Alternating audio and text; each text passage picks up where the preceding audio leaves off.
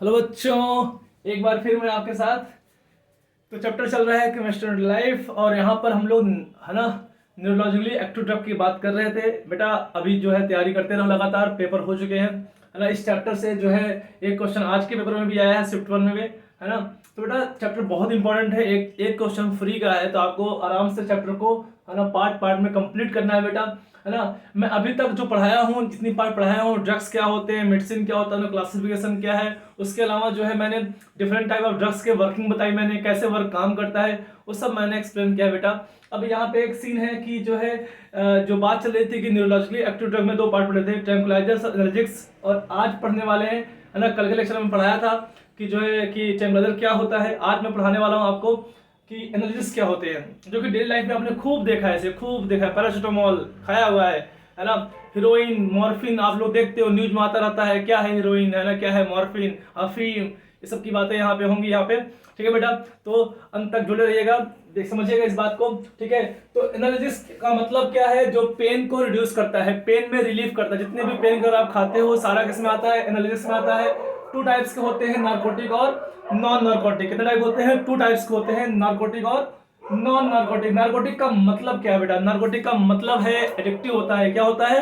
Addictive nature का होता है, इसीलिए इसकी लत नहीं पड़नी चाहिए। जो लोग इसको एज अ बहुत लोग इसको एज नशा के रूप में यूज करते हैं, फिर एनसीबी क्या करती है, छापा मारती है और फिर जेल में डाल देती है पकड़ के, ठीक है ना, है ना। तो अच्छा खासा तो ये नार्कोटिक जो है फिर लाइफ खराब हो जाती है। तो इसको जो है इसका स्मॉल डोज ही हमारे काम का है, लार्ज डोज क्या है बहुत खतरनाक है इसका, ठीक है।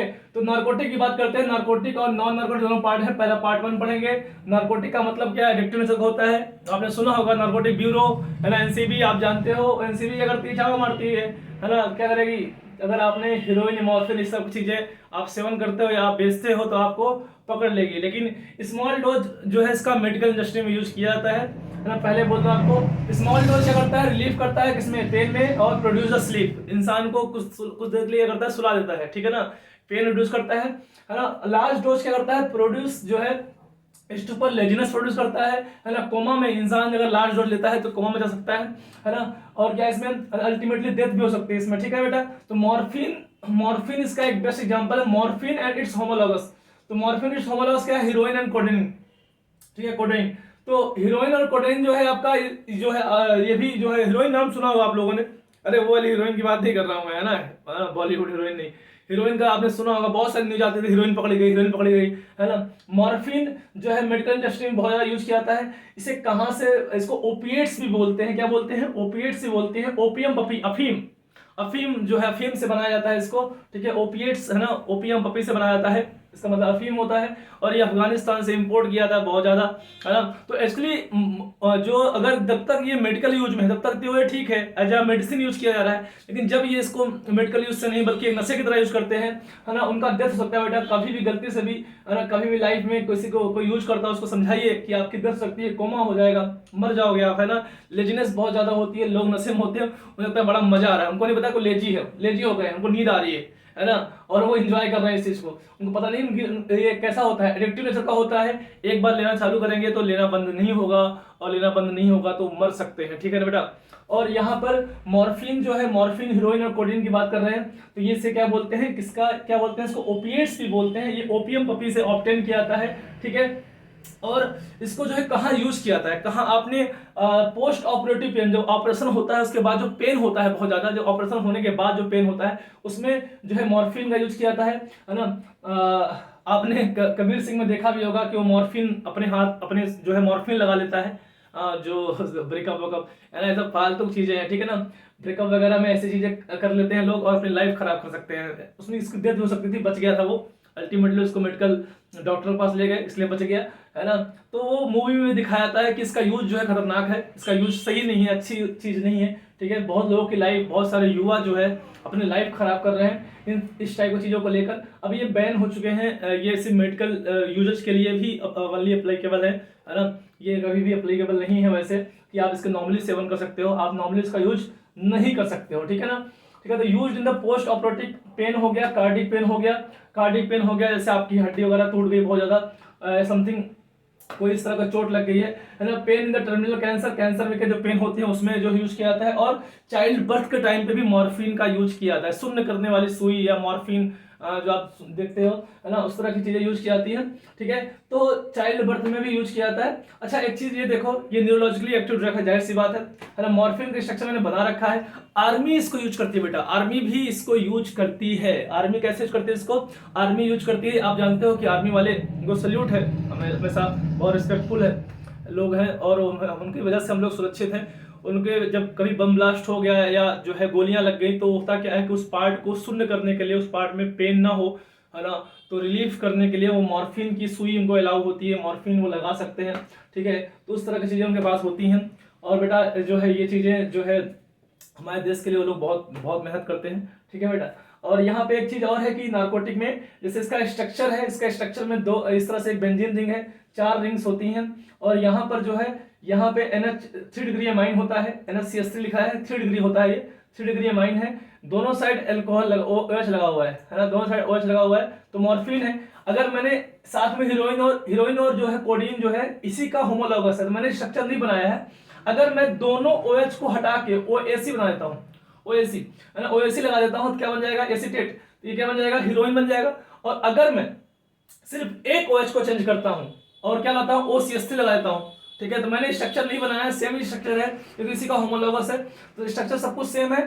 ठीक है, बस अगर इसमें दोनों OH को हटा कर क्या कर दूं मैं? OAC कर दूं तो क्या बन जाएगा? हीरोइन बन जाएगा। अगर मैं एक OH को हटा दूं और क्या लगा दूं? OCH3 लगा दूं, क्या बन? कोडीन बन जाएगा। ठीक है, तो नार्कोटिक ड्रग्स हो गई, स्मॉल डोज इसका मेडिकल इंडस्ट्री में यूज किया जाता है, लेकिन है ना ये सब पेन किलर है। लेकिन जो हम लोग पेन किलर यूज करते हैं वो कैसी होती है? Non narcotic, paracetamol, aspirin, Disprin, सब बात करते हैं ना, तो कैसी है? नॉन नार्कोटिक है, नॉन एडिक्टिव है। ठीक है, इसके यूज करने से एनसीबी छापा नहीं मारेगी, है ना। आप पैरासिटामोल लेके भाग रहे हो, पता लगा एनसीबी थोड़ा, ऐसा कुछ नहीं है ना। पैरासिटामोल आप खाओ, आपका पेन रिलीफ हो जाएगा, आपका फीवर कम हो जाएगा, तो फिर उसके बाद उसकी लत नहीं लगती है। किसी को पैरासिटामोल की लत होती है, कभी देखा है क्या? कोई पैरासिटामोल खा के नशा कर रहा है? ऐसा नहीं होता, है ना। तो ये नशेदार चीज, नशा का मतलब होता है जो चीजें एडिक्टिव हो, है ना, जो बार बार आप यूज करते हो, अगेन एंड अगेन यूज करते हो, क्या हो? नशा ही है। नशा कुछ भी हो सकता है इस दुनिया में, नशा किसी भी चीज का होता है। जैसे आप लोग बहुत रील देखते हो, उसका भी नशा ही है। सुबह उठते ही पहले मोबाइल खोल के रील देखते हो, है ना, तो आजकल इसका भी है ना, आजकल के बच्चे इसमें भी बहुत ज्यादा टाइम वेस्ट कर रहे हैं, है ना। आपको इन सबसे बचना है। नशा किसी भी चीज का वो नशा ही है। लिमिटेड हर चीज की क्या होती है वो, है ना, हमेशा क्या होती है? पॉजिटिव चीज होती है, कोई भी चीज हो, है ना। जैसे कोई और बहुत ज्यादा कोई भी काम कर रहा हो, है ना, उससे नशा ये बोलते हैं। ठीक है, यहाँ पे देखो आप, एस्प्रिन और पैरासिटामोल की बात की जा रही है। एस्प्रिन, पैरासिटामोल, दो मैंने एग्जांपल लिखे हुए यहाँ पर। एस्प्रिन की बातें की जा रही है। एस्प्रिन है क्या चीज? एस्प्रिन जो है inhibit the synthesis of chemical, है ना, क्या लिखा है? प्रोस्टाग्लैंडिन्स। और प्रोस्टाग्लैंडिन्स जो है आपका यहाँ पर, जो आपका यहाँ पे है मेंशन्ड है ना, ये क्या करता है? ये जो है टिश्यू में इन्फ्लेमेशन क्रिएट करता है और पेन क्रिएट, जो जो जो ये आपका केमिकल है ना, प्रोस्टाग्लैंड्स। तो जेईई मेंस पूछ सकता है ना, कौन से केमिकल की वजह से जो है आपके टिश्यूज में, आपके जो है मसल्स में पेन क्रिएट होता है? Because prostaglandins. और इसको जो है बायो वाले जानते हैं, लेकिन नीट वाले जो है जेईई वाले नहीं जानते बेटा, तो आपको पता होना चाहिए। एस्प्रिन इसके केमिकल प्रोडक्शन को रोकता है, ब्लॉक करता है। ठीक है, और क्या करता है? These drugs relieving the skeletal pain, ये हमारे सर दर्द को भी ठीक करता है। आपको हेडेक होता है, आपका बॉडी पेन हो रहा है, आप फटाफट एक पैरासिटामोल खा लेते हो, डिस्प्रिन खा लेते हो, एस्प्रिन खा लेते हो।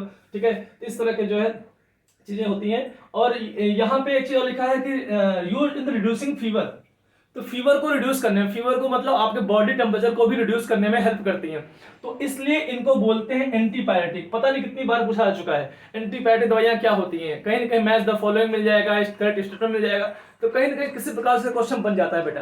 ठीक है, तो एंटीपायरेटिक क्या होती है? जो बॉडी टेम्परेचर को कम करती हैं, जो कि कैसा होगा? रिड्यूसिंग फीवर, फीवर में बॉडी में बढ़ जाता है। ठीक है, तो सब कम करते हैं, तो पैरासिटामोल, डोलो अगर आप खाते हो, है ना, तो वो हो गए एंटीपायरेटिक दवाइयां हो गई। ठीक है, बिकॉज अच्छा, अब एस्प्रिन की एक खासियत है। एस्प्रिन क्या करता है? एस्प्रिन जो है एंटी ब्लड क्लॉटिंग एक्शन होता है एस्प्रिन का। एस्प्रिन का वेरी वेरी इंपॉर्टेंट पार्ट है ये, है ना, इसको ध्यान रखना है। ठीक है, अक्सर जो है पूछ लेता है कि एस्प्रिन क्यों, हार्ट अटैक में एस्प्रिन क्यों यूज करते हैं? हार्ट अटैक में जो पेन होता है, उस पेन के टाइम पे नॉर्मल और दवाइयां यूज नहीं करते हैं, एस्प्रिन के यूज करते हैं। बिकॉज एस्प्रिन क्या करता है? क्योंकि हार्ट अटैक में जो है आपकी ब्लड क्लॉटिंग की वजह से जो है नलियां ब्लॉक हो जाती हैं, तो ब्लॉक ना हो, तो एंटी ब्लड क्लॉटिंग की प्रॉपर्टी इसके पास है, एस्प्रिन के पास है, इसलिए हार्ट अटैक में एस्प्रिन यूज किया जाता है। तो एस्प्रिन आप जो है जो है ऑर्गेनिक कंपाउंड में एस्पिरिन बनाना भी सीखते हो आप, वहाँ पे रिएक्शन है प्रॉपर, है ना, पढ़ाया हुआ है, ठीक है। तो एस्पिरिन का ये स्ट्रक्चर आपको फेमस है। मैंने पैरासिटामोल का भी स्ट्रक्चर बना दिया है। पैरासिटामोल जो है एनसीईआरटी में नहीं है, जल्दी नहीं पूछा जाएगा, लेकिन फिर भी आपको जानकारी होनी चाहिए, क्योंकि अगर एनसीईआरटी में मेंशन्ड है, नेम ही मेंशन्ड है, तो आपको पता होना चाहिए। तो इस तरह से हमने एनालिसिस के 2 पार्ट पढ़े हैं, है ना। एनालिसिस का मेन मतलब क्या है, रिड्यूसिंग पेन है, ये एक न्यूरोलॉजिकली एक्टिव ड्रग होता है, पहली बात, है ना। यहाँ से क्वेश्चन पूछ सकता है, जो कि ट्रैंक्विलाइजर भी होता है और एनाल्जेसिक भी होता है, और ये पेन रिड्यूस करता है, ठीक है। इसको 2 पार्ट है, नार्कोटिक और नॉन नार्कोटिक। नार्कोटिक में क्या था, एडिक्टिव, ये क्या था, नॉन एडिक्टिव। तो इस तरह से सारी बातें, सारे पॉइंट आप नोट्स में मेंशन करेंगे, नोट्स में लिखेंगे। देखो नोट्स जो है बहुत बल्कि नहीं बनाना है, मैं एनसीईआरटी का सारे पॉइंट्स यूज कर रहा हूँ, एनसीईआरटी में जितना मेंशन्ड है उतना ही, क्योंकि अगर आप इसके एजुकेशन में जाओगे तो बहुत डीप है, बहुत लेंदी है, इतना एनटीए नहीं पूछेगा, इतना आपसे नहीं पूछा जाएगा जेईई मेंस में या नीट में, जितना आपके एनसीईआरटी में मेंशन है उतनी बातें पूछी जाएंगी। आज के पेपर में भी इस चैप्टर से क्वेश्चन था, आज के पेपर में उसमें जो है लिखा था एनालिटिक्स जो है मैच द फॉलोइंग में था कि कौन सा इसमें से इनकरेक्ट है, उसमें एनालिटिक्स के सामने एस्पिरिन लिखा हुआ था, ठीक है। तो ये बात आई है, आज के पेपर में ही आई है। आज का पेपर मतलब आज 1 फरवरी, है ना, और 1 फरवरी 2023 के एग्जाम में, जो जेईई मेंस का एग्जाम हुआ है, आज के पेपर में शिफ्ट 1 में एक रहा हुआ है, एक ऑप्शन में रहा हुआ है। तो कहने का मतलब है किसी भी तरीके से ये पूछ लेता है, नाम जरूरी है, नाम या आपको याद होना चाहिए, ठीक है बेटा। तो इस तरह से कैसे क्वेश्चन बनते हैं ये आपको प्रीवियस ईयर दिखाता है। मैं आपको कुछ बातें, एक लेक्चर बनाऊंगा कि अब तैयारी कैसे करें। पहला जेईई मेंस हो गया है, नीट वाले बच्चे तैयारी कैसे करें, दोनों पे मैं आपको एक शेड्यूलिंग बनाऊंगा, कैसे शेड्यूल करते हैं। फिर 12th क्लास बोर्ड भी है और साथ में आपका जेईई मेंस भी है, नीट भी है, एडवांस भी है, कैसे सब एक साथ बच्चे। इसमें बच्चों का क्वेश्चन ये है कि कैसे इस टाइम पे कैसे मोटिवेट रहें, कैसे क्वेश्चंस करें, कैसे जो है ना। तो मैं आपको एक बार इसके ऊपर एक वीडियो बनाऊंगा और आप उसको जरूर देखें, है ना। आपको एक प्लानिंग बनाए, वो प्लानिंग खुद की होनी चाहिए, आप अपनी कमजोरियां आप खुद जानते हो, लेकिन फिर भी अगर हो सके तो वो प्लानिंग, जो मैं प्लानिंग आपको बना के दूंगा, वो आपको हेल्प करेगा, बहुत कुछ हेल्प करेगा, ठीक है ना बेटा। तो अच्छे से करना है और बहुत बेस्ट करना है। जितनी चीजें आप नहीं पढ़ के गए हो वो चीजें अब पढ़ के जाना है अगले वाले पेपर में, है ना, ठीक है। और बेस्ट करना है ना, एग्जाम को, है ना, अपनी लाइफ को बनाना है। और एक बार आपने मेहनत कर लिया यहाँ पर, तो आप आगे जाके जो है आपकी लाइफ जो है पहले से इजी हो जाएगी। क्योंकि अगर आपने अभी मेहनत नहीं किया, ये सही टाइम है मेहनत करने का, अगर आपने अभी मेहनत नहीं किया बेटा ना, तो आपको जो है आगे बहुत पछतावा होगा इस चीज का, है ना। कि वो समय निकल जाता है, उस समय निकलने के बाद समय आता नहीं है ना, ठीक है बेटा।